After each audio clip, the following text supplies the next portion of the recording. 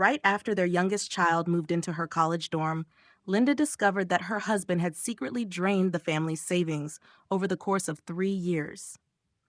But that wasn't even the biggest shock. The person listed as the owner of the nearly $1 million condo purchased with that money was Ashley, her daughter's best friend, the young woman who still called her mom. When had this all begun? That night, Linda sat alone in front of her computer screen, logging into their joint bank account over and over again. She was convinced there had to be an explanation, a mistake, a secret investment, anything more reasonable than what she had just uncovered. But the deeper she dug into the transaction history, the faster her heart raced. The money hadn't disappeared all at once. It had been transferred out little by little with the consistency of a carefully orchestrated plan. One transfer a month, then two, then increasingly larger amounts. Linda scrolled further down the screen. The first transaction dated back more than 3 years. She froze when she saw the date. It was the exact same period when Ashley had started growing close to their family. The young woman had practically become part of the household, regularly joining them for dinner, traveling with her daughter, and even calling Linda Mom in front of everyone. But what kept Linda awake all night was the very last transaction, a transfer made just a few weeks earlier, and the note attached to it contained only 4 words. 4 words that were enough to destroy everything she had ever believed in. Linda discovered a series of tuition payments. The recipient was Ashley's university. The person paying the bills was her husband, for 4 years, and no one in the family knew. Linda sat motionless in front of her computer screen.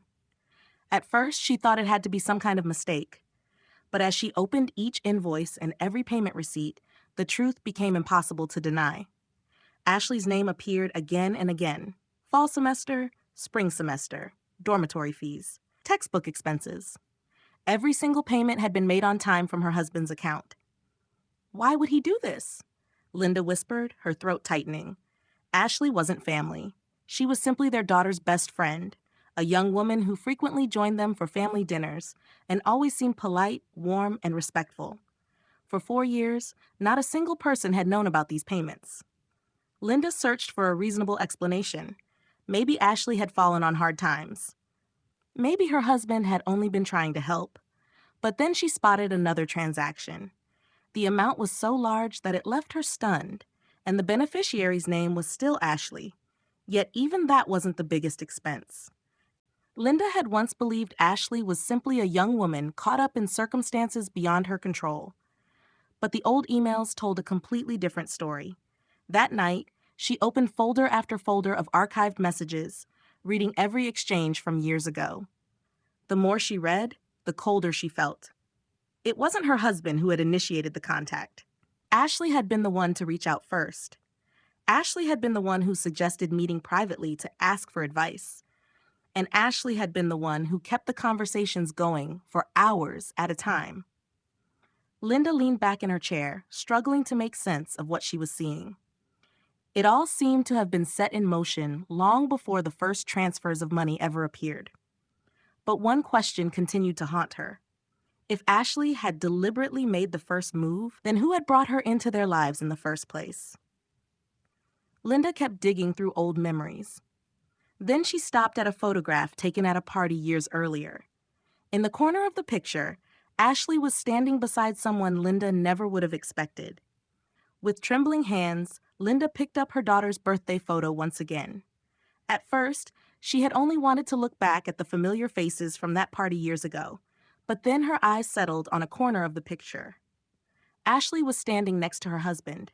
At a glance, there was nothing particularly unusual about it.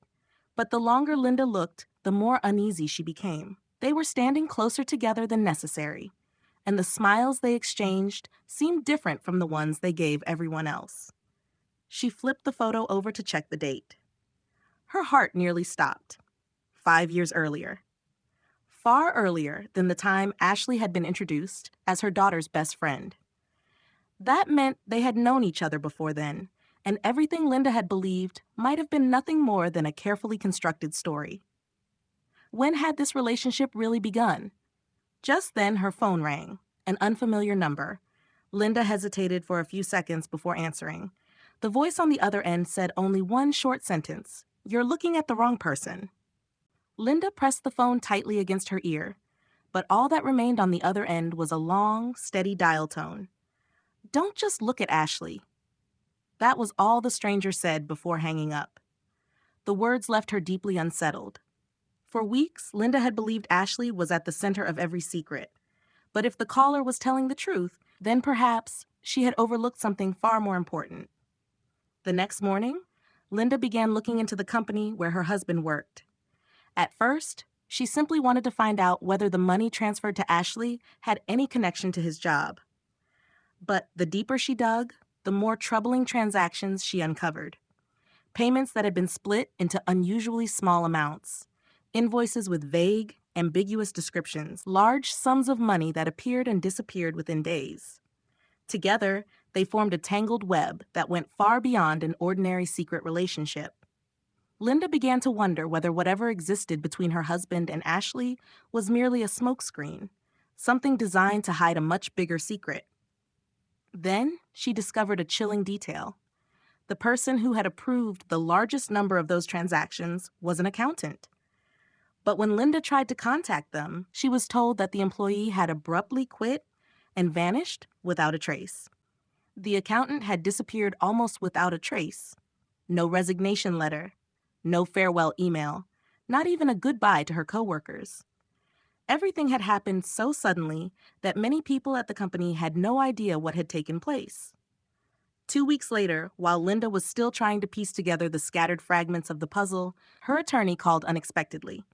"We just received something you need to see right away." Sitting on the desk was a brown envelope with no return address. The postmark had been deliberately smudged, making it nearly impossible to determine where it had come from. Inside were dozens of copies of financial records. Linda flipped through the pages, her hands trembling slightly. Wire transfers, suspicious invoices, accounts she had never heard of before. Someone had intentionally gathered all of this information and sent it to her. But who? As she reached the final page, Linda suddenly froze. The same signature appeared on every document, the same name, and it wasn't the name of the missing accountant. Linda stared at the stack of documents spread across her table. The more she compared the signatures, the harder it became to breathe. There was no mistake.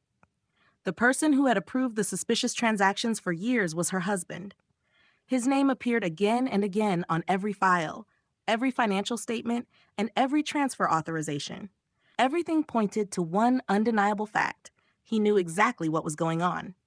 3 days later, Linda's phone rang again from an unfamiliar number. This time, the woman on the other end finally revealed who she was. She had been her husband's former personal assistant. Her voice trembled as if she were struggling to stay composed. "I can't talk for long," she whispered. "They might be listening." Linda immediately asked who was watching her. There was silence on the line for several seconds. "I left my job because of what I saw," the woman replied. "And ever since then, I've had the feeling that someone has been following me." Then she sent Linda an address and told her that all the answers were there. But what sent a chill down Linda's spine was the last thing the woman said before ending the call. "I don't think they want me alive to tell this story." The former assistant hadn't even hung up yet when her voice turned more urgent. "He's preparing to move more assets, a new structure, more complex than before." Linda felt her chest tighten. "Move them where?" "Through multiple layers of offshore accounts. If it goes through, you won't be able to trace it anymore." The silence that followed lasted only a few seconds, but it was enough for Linda to realize time was no longer on her side. "How long do we have?" "A few days, maybe less." The call ended abruptly. Linda stood up from the table, glancing around the house that once symbolized a peaceful marriage. Now, everything felt like it was beginning to crack. She opened a drawer and pulled out an old file she had hidden away long ago, copies of shared assets, signatures, and clauses she had never examined closely. Instead of calling her lawyer, Linda did something no one would have expected. She didn't wait. She sent all the evidence directly to one person, and one person only. Linda didn't file for divorce. She didn't make a scene. She didn't confront him. She still showed up to family dinners, still replied to messages like a wife who had no idea the cracks were spreading beneath the surface of her marriage. But behind closed doors, everything had changed. Her lawyer quietly gathered documents, reviewing every transaction, every transfer agreement, every signature that had been repeated over the years. "We need the right moment," her lawyer said over the phone. "If we move too early, they'll have time to hide everything." Linda nodded, even though no one could see her. She understood. She wasn't searching for the truth anymore. She was preparing for a decisive strike. Time passed slowly, tense like a wire stretched to its breaking point. Then her lawyer sent a single message: "Your window is coming." The very next morning, her husband received a notice of an unexpected corporate audit. Ashley believed she was about to be proposed to. She had been smiling for days, showing off to her friends the ring she had secretly picked out, even sending photos to a few close ones. In her eyes, all the signs were there: the discreet meetings, the late-night phone calls, even the way he looked at her had changed. But Linda saw an entirely different story. In the documents her lawyer sent over, there was a draft of an asset protection agreement her husband had been quietly preparing. The terms were cold, precise, designed to separate Ashley from any financial or legal responsibility in the future.